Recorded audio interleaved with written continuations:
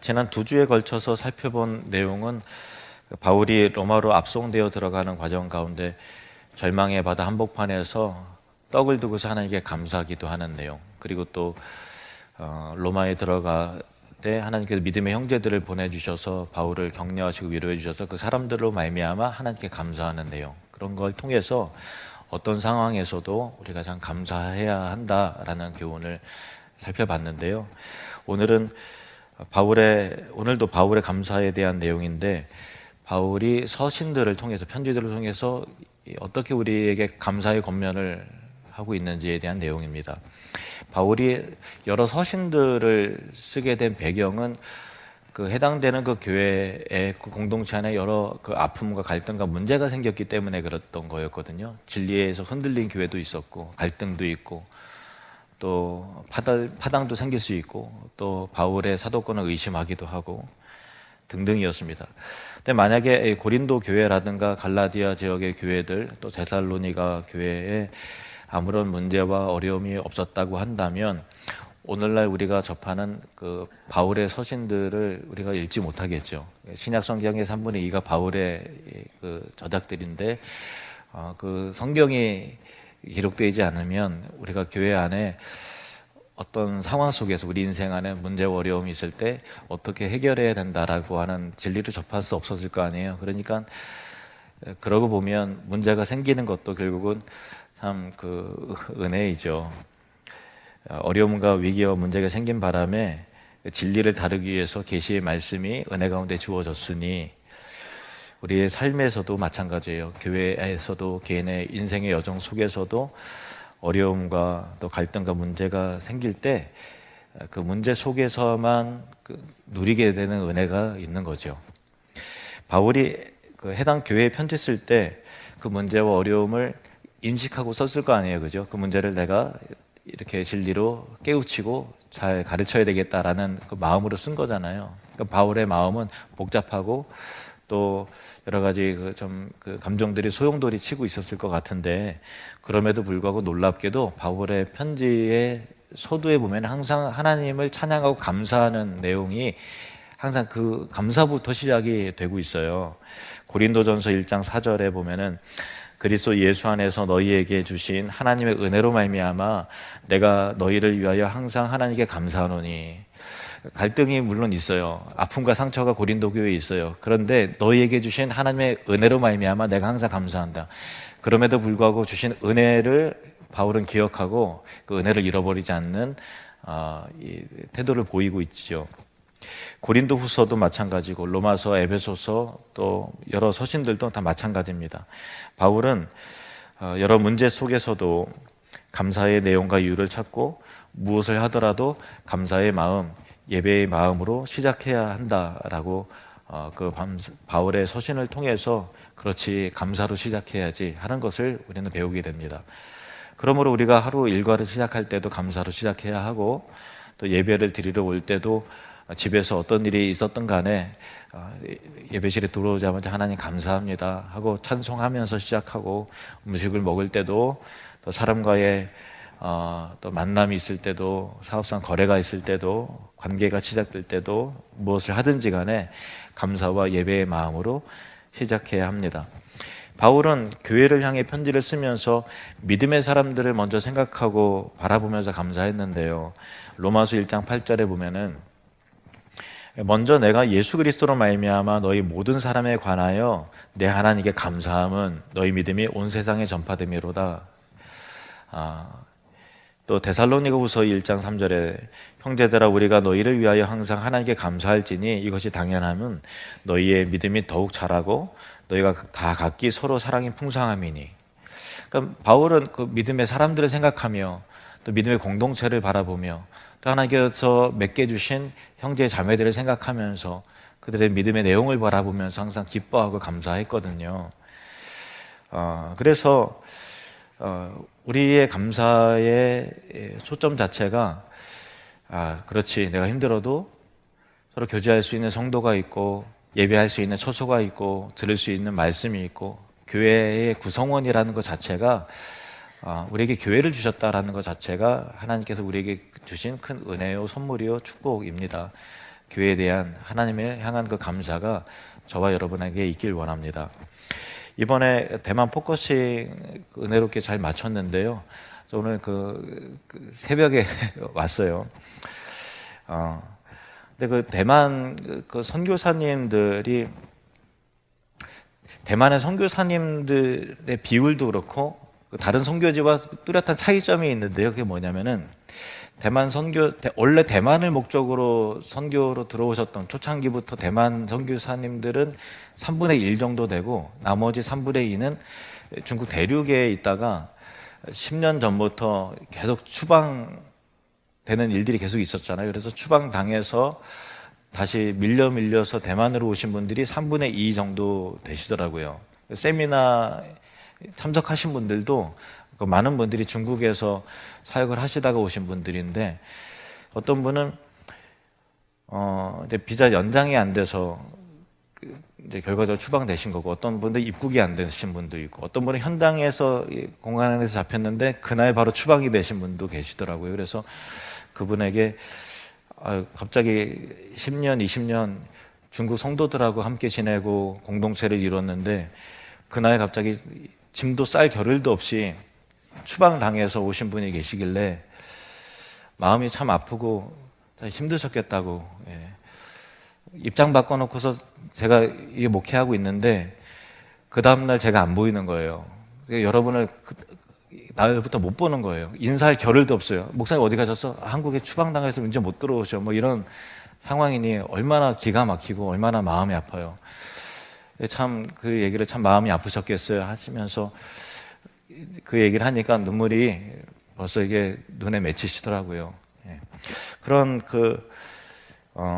그런 선교사님들에게 뵈면서 그렇지, 예배 드릴 수 있는 장소가 있고, 참 저 입장에서는 제 설교를 들어줄 성도가 있고, 또 식탁의 교제를 이룰 수 있고, 우리가 함께 세워나가고 동역할 수 있는 형제들이 있고, 이거 자체가 얼마나 큰 은혜입니까? 우리 옆사람 축복하면서요, 함께 계셔주셔서 감사합니다 하고 인사하겠습니다. 함께 계셔서 감사합니다. 네, 진심으로 제가 감사하는 마음이 들더라고요. 참 여러분이 존재 자체가 참 감사합니다. 정말 감사해요. 빌립보서 1장 3절에서 5절에 보면은 내가 너희를 생각할 때마다 나의 하나님께 감사하며, 성도를 생각할 때마다 내가 참 감사하다, 그런 고백을 하는데, 이어서 간구할 때마다 너희 무리를 위하여 기쁨으로 항상 간구함은 너희가 첫날부터 이때까지 복음을 위한 일에 참여하고 있기 때문이라. 바울이 빌립보 교회는 최초 유럽 교회예요. 원래 아시아 쪽에서 선교하려다가 하나님께서 방향을 바꿔서 마게도냐로 건너가게 하셨잖아요. 그 마게도냐 첫 성읍이 빌립보였고, 거기가 이제 유럽 지역인데 그때 세워진 교회가 빌립보 교회죠. 그리고 나서 빌립보에서 또 내려와서 데살로니가, 또 베레아, 또 배 타고 또 내려와서 그리스의 아테네, 그리고 또 옆에 아가야 지역의 고린도에 이르기까지 계속해서 선교 여정에 있는데, 이 빌립보 성도들이 바울이 그 일을 계속해서 지속적으로 감당할 수 있도록 계속 기도하고 물질을 보내고 선교비를 계속해서 후원을 하는 거예요. 그래서 바울이 전진할 수 있도록 뒤에서 뒷받침을 계속 해주는 거예요, 빌립보 성도들이. 바울 입장에서 얼마나 고마워요. 그래서 너희가 첫날부터 이제까지 복음을 위한 일에 참여하고 있기 때문에 너희를 생각할 때마다 내 하나님께 정말 감사하고 있다, 이 고백을 이 빌립보 서신에서 표현하고 있는 거예요. 성도들이 바울의 동역자가 돼서 복음을 위한 일에 참여하고 있기 때문이었다라는 거예요. 교회가 세워지는 것은 복음 운동의 결과로 세워지는 겁니다. 지난주에 말씀드렸다시피 복음 운동은 예수님에 의해서 시작되고 확장되고 마무리되는 운동인데요, 예수님에 의해서 그 십자가의 죽으심으로 그 복음의 파동이 시작이 된 거예요. 그래서 그 복음의 파동, 그 움직임, 물결이 2000년 동안 출렁출렁하는 그 물결이 있었기 때문에 우리도 그 파동에 의해서 예수님 믿게 됐고, 또 그 파동을 만들어내야 되는 사명이 있는 거잖아요. 바닷가에 보면 멀리서 파도가 쳐요. 파도가 치고 밀려오면 저 멀리 있는 바닷물 그 자체가 우리에게 오는 건 아니잖아요. 그 물이 출렁거리면 그 다음 파동으로 만들어내고 그 파동이 연결이 되어서 해변가로 오게 되는 거잖아요. 그 파동을 만들어내는 그 연결된 움직임이 해변까지 전달되는 것처럼 예수님의 십자가에 의해서 만들어진 복음의 파동이 초대교회 성도들에게, 사도들에게, 초대교회 성도들에게 또 그 이후 2000년 동안 그 파동이 출렁출렁하면서 우리에게까지 전달이 돼서 저와 여러분이 예수를 알게 되고 믿게 되고 이 땅에 교회가 세워지게 된 거죠. 그러면 이렇게 생각해 봅시다. 그 파동이 내게 왔으면 나의 사명은 뭘까요? 우리 교회 그 파동이 전달이 됐어요. 우리 교회 사명은 뭘까요? 또 다른 파동을 이어서 만들어내야 되는 거잖아요. 그런데 방파제처럼 파동이 왔는데 그 파동 맞고서 꿈쩍도 안 하고 있어요. 내 뒤로는 파동이 만들어지지 않아요. 이거는 파동을 십자가의 죽으심으로 파동을 만들어내신 예수님께 죄를 짓는 거예요. 그래서 우리도 복음의 전달자가 돼야 돼요. 선교의 비전이 있어야 되고 지역과 열방을 향해서 전도하는 사람이 돼야 되고 영혼 구원을 해야 돼요. 왜냐하면 그 파동 때문에 저와 여러분이 예수 믿게 되고 구원 받은 거잖아요. 그러면 우리의 사명은 또 다른 파동을 더 크게, 여러분 축복합니다. 우리 한울주님 교회가 위대한 예수 그리스도의 이 복음 운동의 파동을 더 크게 만들어내는, 지역과 열방을 향해서, 다음 세대를 향해서 더 크게 만들어내는 그 사명을 잘 감당해 내기를 주의 이름으로 축원합니다.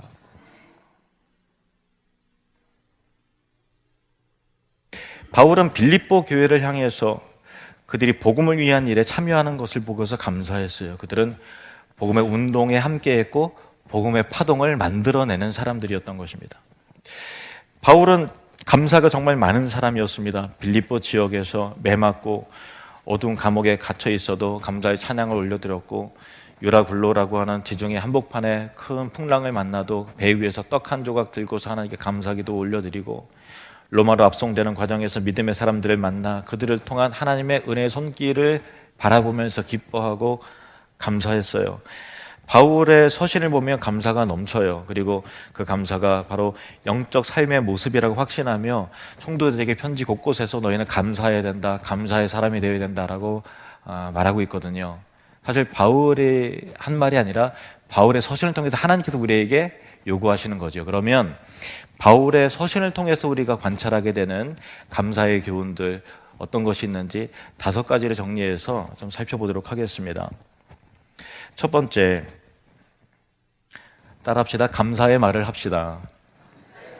감사의 말을 합시다. 말은 그 사람의 인격이잖아요. 그 인격은 말로 다 드러나요. 그래서 우리가 갖춰야 될 성품이 있고 버려야 될 성품이 있듯이 말도 하지 말아야 될 말이 있고 해야 될 말이 있는 거죠. 동의하시죠? 에베소서 5장 4절 말씀 우리 같이 읽겠습니다. 시작. 누추함과 어리석은 말이나 희롱의 말이 마땅치 아니하니 오히려 감사하는 말을 하라. 아멘.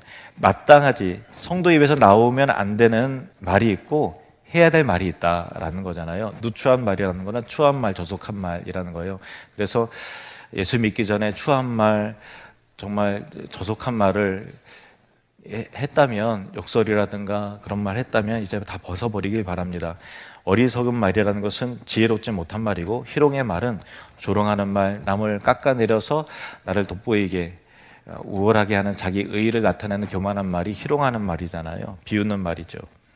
신자는 이런 말 하지 말고 감사하는 말을 해야 합니다. 감사하는 말을 들으면 기분이 좋잖아요. 왜냐하면 감사는 인정해주는 말이고 알아주는 말이기 때문입니다.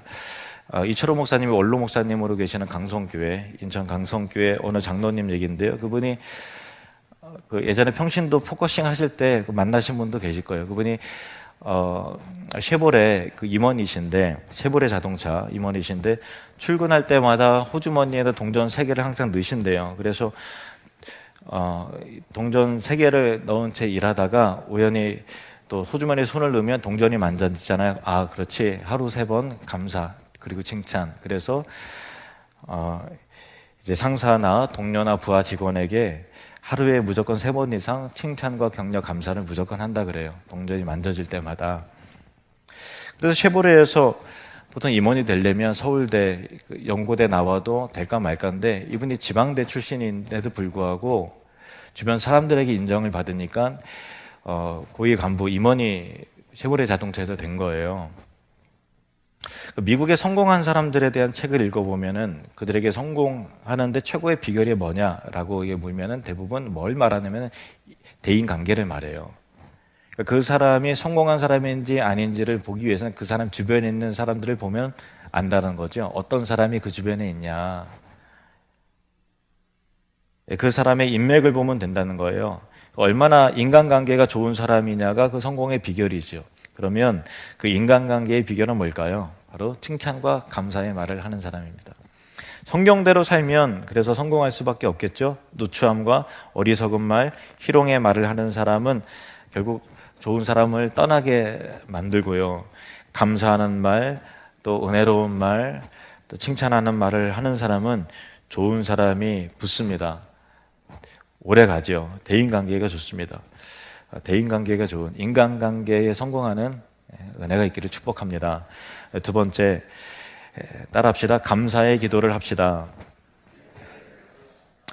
사람과의 관계에 있어서도 감사를 들으면 기분이 좋듯이 하나님 입장에서도 마찬가지인 거예요. 하나님과의 관계도 마찬가지죠. 바울은 하나님과의 대화의 비결, 응답받는 기도의 비결에도 감사라고 말하고 있습니다. 빌립보서 4장 6절에서 7절 시작. 아무것도 염려하지 말고 다만 모든 일에 기도와 간구로 너희 구할 것을 감사함으로 하나님께 아뢰라. 그리하면 모든 지각에 뛰어난 하나님의 평강이 그리스도 예수 안에서 너희 마음과 생각을 지키시리라. 아멘.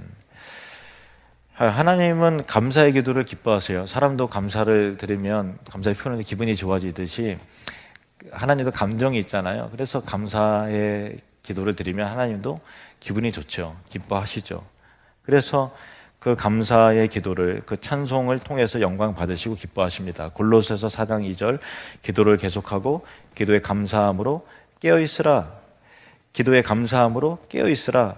감사의 기도는 영적으로 깨어있는 기도라는 거예요. 그러면 반대로 감사가 없으면 영적으로 어떻게 된 거라고요? 잠자는 거예요. 왜냐하면 은혜에 대한 감각이 없기 때문에. 하나님께서 우리에게 풍성한 은혜를 주셨는데 도무지 감사가 없다, 불평과 원망만 있다 그러면 은혜의 요소를 얼마나 많이 주셨는데, 얼마나 좋은 사람을 주시고 우리에게 생명을 주시고 먹을 것을 주시고 또 우리에게 구원의 감격을 주시고 하시는데 은혜에 대한 감각이 없으면 잠자는 거고 죽은 거잖아요. 그래서 감사함으로 깨어있으라. 감사는 깨어나게 하는 겁니다. 하나님께 형식적인 감사의 기도가 아니라 구체적으로 내 삶에 어떤 하나님의 은혜가 있는가를 살피면서 감사를 올려드릴 때 하나님은 기뻐하시고 하나님 영광 받으시고 하나님이 기뻐하십니다. 그것이 응답받는 기도인 거죠. 3번째, 따라합시다. 감사의 생활을 합시다. 골로새서 2장 6절 7절 말씀 함께 있습니다. 그러므로 너희가 그리스도 예수를 주로 받았으니 그 안에서 행하되 그 안에 뿌리를 박으며 세움을 받아 교훈을 받은 대로 믿음에 굳게 서서 감사함을 넘치게 하라. 감사함을 조금 하지 말고 넘치게 하라는 거예요. 믿음에 굳게 서서 감사함을 넘치게 하라. 결국은 믿음이 좋다는 것은 감사의 사람이 되는 거예요. 적당히 하는 게 아니라 넘치도록 하라는 거예요. 왜냐하면 하나님의 은혜가 아무리 우리가 감사를 넘치게 하더라도 하나님의 은혜가 더 크기 때문에. 쉬운 성경 번역을 보니까요, 이렇게 번역되어 있네요. 믿음에 굳게 서서 늘 감사한 생활을 하십시오. 아, 감사는 생활이구나. 감사 생활. 감사한 생활을 하라는 거예요. 그러니까 생활한다는 것은 일상적인 거잖아요. 그러니까 일상에서 우리의 인격이 보이죠. 일시적인 감사, 이벤트적인 감사도 물론 필요해요. 추수감사절이다 해서 우리 집중적으로 하나님께 감사의 표현을 하는 것도 필요하지만 교육적인 면에 있어서 그런데 더 중요한 것은 감사의 생활을 하라는 거예요. 일상적인 소소한 것들에 대해서 기뻐하고 감사할 수 있는 어떤 일상에 은혜가 있는 그 영성이 있을 때 얼마나 그 얼굴에 광채가 나고 활력이 있고 생기가 있겠습니까? 인격에 감사가 배어 있는 생활을 하는 것이 진짜 신자의 실력이죠. 있습니다 하고서 크게 하는 게 진짜 실력이 아니라 일상의 삶 가운데 감사의 은혜가 그 인격과 말에 배어 있는 것이 진짜 신앙 좋은 거잖아요. 저와 여러분이 그런 그 믿음의 굳게 서서 감사함을 넘치게 하는 일상에서의 감사가 그 인격 그 자체에 몸에 배어 있는 훌륭한 신앙인이 되기를 축복합니다. 때로는 좋지 않은 뉴스들을 보게 되고 또 우리의 감정을 흔드는 어떤 그 갈등들이 생길 때가 있고 또 세계 정세라든가 또 여러 가지 상황들이 우리를 불안하게 할 때도 있고 그 긴장감이 나를 엄습할 때도 있을 거예요. 그러나 그런 상한 감정에 의해서 두려움에 의해서 불안함에 의해 또 서운한 마음에 의해서 우리의 영혼이 잠식되지 않도록 생활 속에서 늘 감사하시기를 바랍니다. 네 번째, 따라합시다. 감사의 공동체를 이룹시다. 골로새서 3장 15절에서 17절, 먼저 15절부터 보시면 그리스의 평강이 너희 마음을 주장하게 하라. 너희는 평강을 위하여 한 몸으로 부르심을 받았나니 너희는 또한 감사하는 자가 되라. 그러니까 한 몸된 공동체를 이루었는데 교회 구성원으로서 감사해야 된다. 감사하는 자가 되야 된다. 감사의 정서. 사실 정서적으로 건강한 교회가 진짜 건강한 교회잖아요. 외형적인 거로 뭐 이렇게 있어 보이는 교회가 진짜 뭐 좋은 교회가 아니라 정서적으로 따뜻하고 정서적으로 편안하고 정서적으로 감사가 있고 은혜가 있는 교회 여러분 다니고 싶지 않으세요? 우리 교회가 그런 교회입니다. 그런 교회로 함께 세워가고 만들어가길 원합니다. 정서적으로 따뜻하고 정서적으로 은혜가 있고 그러면 좋은 정서 안에는 감사의 요소가 핵심이라는 거예요. 하늘드림교회가 불러주신 이가 예수님이죠. 그 한 몸된 공동체 안에 감사를 나누고 또 서로가 서로에게 그리고 무엇보다 하나님께 감사하는 자가 되어야 돼요. 16절, 그러기 위해서는 16절 그리스도의 말씀이 너희 속에 풍성히 거하여 모든 지혜로 피차 가르치며 권면하고 시와 찬송과 신령한 노래를 부르며 감사하는 마음으로 하나님을 찬양하고 말씀이 우리 가운데 풍성히 거해야만 하나님의 말씀에 은혜가 있어야만 감사가 있는 거죠. 근데 말씀의 은혜를 놓치게 되면 내 안에 감사가 사라지게 돼요. 복음의 은혜, 십자가의 은혜가 내 안에 채워지면 감사가 있죠. 또 모든 지혜로 피차 가르치고 권면하고 이렇게 되어 있는데요. 여기에서 가르친다라는 말이 우리가 느낄 때 그 가르침의 어감이 좀 약간 달라요. 그 헬라어로 디다스코라는 단어인데 이것은 가르친다는 의미도 있고 배운다는 의미도 있어요. 그러니까 서로 피차 간에 가르치고 배우는 일이 연속되는 거예요. 그러니까 피차 가르치려고 하면 얼마나 피곤하겠어요. 왜냐하면 가르친다는 거는 내가 당신보다 더 많이 알고 있고 더 지식이 많습니다 라는 전제가 깔려 있을 때 하잖아요. 그런데 서로 하늘뜰에서 모였더니 서로 가르치려고만 들어요. 또 어디 만남이 있으면 서로 가르치려고 그래. 그러면 배우려는 이의가 없고 가르치려고만 드는 이만 있으면 얼마나 피곤하고 힘들겠어요. 그런데 이 본래 원어는 피차간에 배우는 거예요. 피차간에 배우다 보면 당연히 그 사람 입장에서는 가르치는 거죠. 가르치려고 드는 게 아니라 서로 배우다 보니까 가르침이 유기적으로 이렇게 역동적으로 일어나는 형태를 말하는 거예요. 물론 목회자나 우리 장로님들은 또 가르치는 위치에서 세워지셨기 때문에 영적인 권위를 가지고 가르치고 또 교훈을 잘 받아야 되겠지만 다 가르치려고 하면 안 된다는 거예요. 그래서 하늘뜰 모임이 있을 때 서로 받은 말씀의 은혜를 주고받고 이야기를 나누다 보면 그 안에 배움이 일어나요. 그러면 배우게 되니까 피차 가르치는, 모든 지혜로 피차 가르치는 일들이 일어나게 되는 거죠. 그럴 때 은혜로운 공동체가 되는 거예요. 또 17절 말씀 보시면 같이 읽겠습니다. 또 무엇을 하든지 말에나 일에나 다 주 예수의 이름으로 하고 그를 힘입어 하나님 아버지께 감사하라. 바울은 교회 공동체 내에서 계속 감사가 올려지고 감사를 나누고 해야 한다고 말씀하고 계신데요. 사실 우리 감사가 내 힘으로 안 되잖아요. 그래서 다 주 예수의 이름으로, 예수의 이름에 힘을 힘입어서 감사하라, 이렇게 말씀하고 있다는 거예요. 다 주 예수의 이름으로 하고 그를 힘입어 하나님 아버지께 감사하라. 그래서 좋지 않은 현실이 내 앞에 있고 또 여러 가지 서운한 감정들이 내 안에 있으면 내 힘으로는 감사가 잘 되지 않아요. 솔직히 저도 그렇고. 그런데 다 주 예수의 이름에 힘입으면 어떤 상황에서도 감사할 수 있습니다. 어떤 상황에서도. 왜냐하면 예수의 이름은 감사의 능력이기 때문입니다. 마지막 5번째 따라합시다. 범사에 감사합시다. 범사에 감사합시다. 데살로니가전서 5장 16절에서 18절 말씀 시작. 항상 기뻐하라, 쉬지 말고 기도하라, 범사에 감사하라. 이것이 그리스도 예수 안에서 너희를 향하신 하나님의 뜻이니라. 범사에라는 것은 모든 상황에서라는 말이잖아요. 좋은 일뿐만 아니라 고난 속에서도, 역경 속에서도, 슬픔과 재앙 앞에서도 감사할 수 있어야 되는 것. 심지어는 죽음 앞에서도 감사해야 돼요. 죽음 앞에서도. 근데 어떻게 죽음 앞에서 감사할 수 있을까요? 한번 생각해 보세요. 죽음 앞에서도 감사해야 되는 거예요. 근데 어떻게 죽음 앞에서 감사할 수 있을까요? 사실은 우리 믿음의 본질이 영원한 하나님 나라에 있잖아요. 영원한 나라, 하나님 나라에 대한 시선이 없으면 죽음 앞에서 감사할 수 없어요. 그런데 우리의 소망이 이 땅에 있지 않고 하늘에 있잖아요. 그러면 어떤 상황에서도 감사할 수 있어요. 여기 정말 억울한 일 당하고 험한 꼴 당해요. 그래서 그걸로 결론 지어서 어떤 위로와 보상 없이 이 세상을 마치는 것 같아요. 인간적으로 보면 이보다 더 억울할 수 없어요. 그러나 우리의 소망은 하늘에 있어요. 그러면 감사할 수 있죠. 이게 복음의 능력이고 십자가의 능력입니다. 하나님 나라의 능력입니다. 여러분, 여러분의 하나님 나라의 능력과 그 소망이 여러분의 일상 안에서의 여러분의 위로요, 안식처요, 소망이기를 축복합니다. 그러므로 범사에 감사할 수 있고, 범사에 감사한다는 얘기는 기본적으로 하나님의 주권과 하나님의 섭리를 믿는 믿음이 있다라는 거죠. 로마서 8장 28절 말씀. 로마서 8장 28절 시작.